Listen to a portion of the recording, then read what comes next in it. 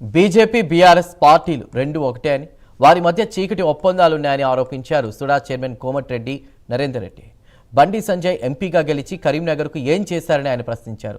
గత 10 ఏళ్ల బీఆర్ఎస్ పాలనలో కరీంనగర్ మున్సిపాలిటీని అప్పుల కుప్పగా మార్చారని ధ్వజమెత్తారు. కరీంనగర్ నియోజకవర్గానికి ఇప్పటికే 3500 ఇళ్లు మంజూరు చేశామని తెలిపారు కరీంనగర్ సుడా చైర్మన్ నరేందర్ రెడ్డి.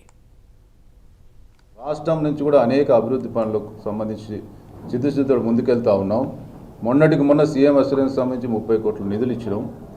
పెండింగ్ బకాయిలు ఇస్తూ ఉన్నాం. గత బీఆర్ఎస్ ప్రభుత్వంలో చేసినటువంటి దాన్ని కూడా ఇంకా అనేక రకాలుగా చేస్తూ ఉంటాం భవిష్యత్తులో. కానీ కేంద్రం నుంచి ఇప్పటికైనా కోట్ల రూపాయల పత్రికా ప్రకటనలు కాదు, ప్రజలు తప్పుదో పట్టేయడం కాదు, చిత్తశుద్ధిని ప్రదర్శించమని చెప్తాను. ఆఖరి కోతులను కూడా వదిలిపెట్టలే మీరు ఇచ్చిన పత్రిక ప్రకటనలో. కాబట్టి మీరు ఏ మేరకు మీరు చూసారు, ఈ రాష్ట్ర ప్రభుత్వం ఎక్కడ కూడా పార్షాలిటీ చూపించదు.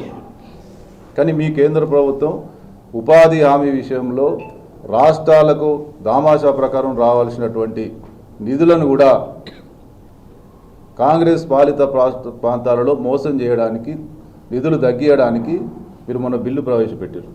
ఇటువంటి చరిత్ర మీకుంది. కానీ ఈ రాష్ట్రానికి ఈ రాష్ట్ర ప్రభుత్వానికి ముఖ్యమంత్రి